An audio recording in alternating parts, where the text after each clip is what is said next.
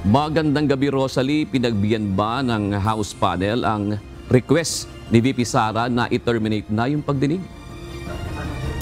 June, walang balak ihinto ang House Committee on Good Government and Public Accountability kaugnay ng investigasyon na isinasagawa nila sa naging paggastos ng tanggapan ni Vice President Sara Duterte sa mga nakalipas na taon. Katunayan, iimbestigahan na rin maging ang mga programa at proyekto sa Department of Education kung saan naging kalihim din ang Vice Presidente, partikular na yung mga programa at mga proyekto na may findings o Audit Observation Memorandum ang Commission on Audit o COA. Humarap sa pagdinig ng House Committee on Good Government and Public Accountability si Vice President Sara Duterte. Ang hearing ay kaugnay ng privilege speech ni Manila 2nd District Representative Rolando Valeriano kung saan kune-kwestiyon ang paggastos ng OVP sa mga nakalipas na taon. Gayon din sa inasal ng ikalawang Pangulo sa pagdinig ng House Appropriations Committee sa 2025 proposed budget nito noong August 27. Bagay na pinalaga ni VP Duterte. We have not done anything wrong. It is clear to me that this inquiry is not about misused funds, accountability, or governance. Instead, it is solely aimed at discrediting my name and my office to prevent future political contests. Bago ito, tumangging manumpa si VP Duterte dahil hindi niya itinuturing ang sarili bilang testigo sa House inquiry. Sinuportahan ito ng kilala niyang kaalyado sa Kamara na si dating Pangulo at ngayon Pampanga Representative Gloria Macapagal Arroyo. Ang nasa rules ninyo, witnesses lang po ang nag-o-oath. Wala po kayong rules sa resource persons. The Supreme Court says they are not the same. And somebody who appears to be the accused has a different tier of protection from a witness. And in fact, can refuse to take the witness stand.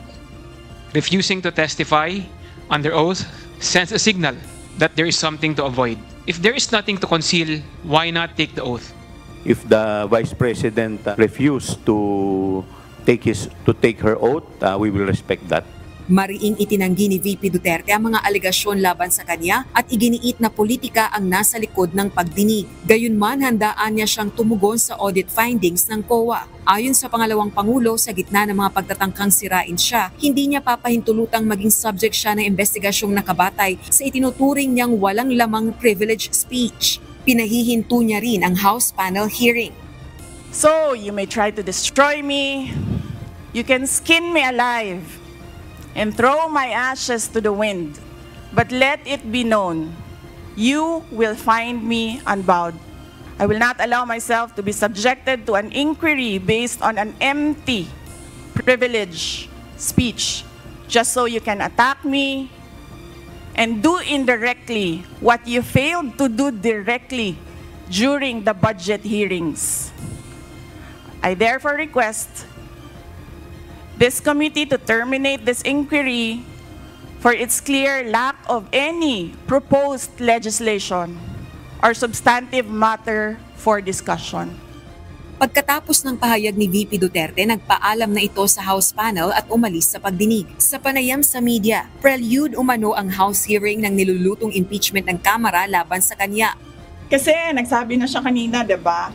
Determination of malfeasance, non-feasance, misfeasance. So, ibig sabihin, merong ginawang mali. Nagpa-practice sila kung ano yung kakagat sa impeachment. Kahit anong gawin nila, wala talaga kaming ginawang mali sa Office of the Vice President. Yan ang rason kung bakit ayaw pumunta ng mga tiga-office of the Vice President at sinabi nilang ako na lang yung ipapadala nila. Naniniwala naman si VP Duterte na siya ang pinatutungkulan ni House Speaker Martin Romualdez sa pahayag nito ng buksan ng House plenary debates. May pinasaringan si Speaker Romualdez at iginiit na hindi ito tolerate ng Kamara ang hypocrisy at mga nagtuturo ng daliri gayong sila ang may kasalanan at gumagamit ng mali ng pondo ng gobyerno. Malamang ako yon dahil tinatanong ninyo ako ngayon about sa kanyang speech at sinasabi ko kung ano yung ginagawa nila ngayon dyan sa loob, yan yung inilarawan niya sa kanyang speech. Oh, never again. Sa kabila ng pag-alis ni VP Sara ay itinuloy pa rin ng House Committee on Good Government and Public Accountability ang pagdinig. Ang mga tanong kaugnay ng paggasto sa confidential funds ng OVP noong 2022, sinagot naman ng mga kawani ng Department of Budget and Management at Commission on Audit. Bahagya namang nagkatensyon sa pagitan ng ilang kongresista matapos igiit ni Sagip Party List Representative Rodante Marcoleta na dapat iulat din ng COA ang iba pang ahensya na may notice of disallowance sa paggastos ng confidential funds. Are you rebuking this committee? Why am I supposed to rebuke the committee? I am You not. have been saying things for a while. You have been rebuking this committee. You are saying that. We're not blaming the Vice President on this. I asked Honorable the Marcoleta, question. we I asked are the not question. You do not have blaming the right to depend on 1 minute, that. 1 minute suspension is declared by the chair. Move to suspend.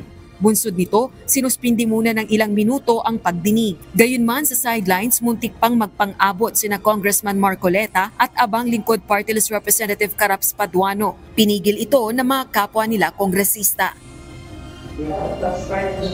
O June, pagkatapos nga ng pagdinig, nagkaroon din ng pagkakataon ang media na makapanayam ang ilan sa mga kongresista kabilang na ang chairperson ng House Committee on Good Government and Public Accountability, si Manila Representative Chua. At ganun din si Representative One Rider Party List Representative Rog Gutierrez. At pareho nilang itinatanggi ang mga impeachment allegations ni VP Duterte. Anila, wala silang naririnig kaugnay ng anumang impeachment efforts laban sa pangalawang Pangulo. June? O Rosalie, sa nakikita natin sa mga pagdinig diyan sa House of Representatives, may nag-iinit, di ba? Sabi mo, muntik pang magpang-abot yung dalawang kongresista. Tingin ba ni VP Sara, makikialam na si Pangulong Marcos sa gusot diyan sa House of Representatives? O June, actually kanina tinanong ng media si Vice President Duterte kung kakausapin ba nito ang Pangulo para mamagitan na nga sa nangyayari. Pero ang sinagot ng pangalawang Pangulo hindi niya personality yon na humingi ng tulong sa iba kahit mismo sa kanyang tatay na si dating Pangulong Rodrigo Duterte. Tinanong din natin kung naniniwala ba siya na may hand o meron bang kinalaman si PBBM sa nangyayaring mga hakbang dito sa Kamara laban sa kanya. Tumanggi na siyang sagutin yon at sabi niya sarcastic yung kanyang isasagot. June? Maalala mo, kanina, Rosalie, humingi ng 1-minute break si VP Sara at pumunta siya doon sa pwesto ni dating Presidente at ngayon Congresswoman Gloria Macapagal Arroyo at doon din kay Congressman Marcoleta. Ano bang sinabi niya doon sa dalawang kongresista? O natanong din yan sa panayam kay VP Duterte. At right after nga na igiit ni VP Duterte kanina sa pagdinig nandun pa siya na hindi siya manunumpa o magtitake ng oath dahil itinuturing niya yung sarili niya na resource person at hindi witness sa ginagawang House inquiry ay nilapitan niya si dating Pangulong Gloria Macapagal Arroyo. Ganun din si Sagip Party List Representative Rodante Marcoleta at pareho niyang sinabi na wag na kayong magpaka-stress at kaya ko na ito. Yun ang binanggit niya sa mga tauhan ng media nang tanungin kung ano ba yung sinabi niya sa dalawang mambabatas. Kasi itong dalawang mambabatas na ito, kilala natin na kaalyado ni VP Duterte at kanina nakita rin naman natin na si Congresswoman Arroyo ay ipinagtanggol si VP Duterte doon sa kanyang stand na wag nang manumpa dahil nga isa siyang resource person at hindi witness. Samantalong ito naman si Sagip Party List Representative Marcoleta ay tinangkang pigilan yung pagdinig na ginagawa ng House Committee on Good Government and Public Accountability. Meron pa bang mga susunod na pagdinig at iimbitahan pa ba nila uli si VP Sara bilang isang resource person, Rosalie?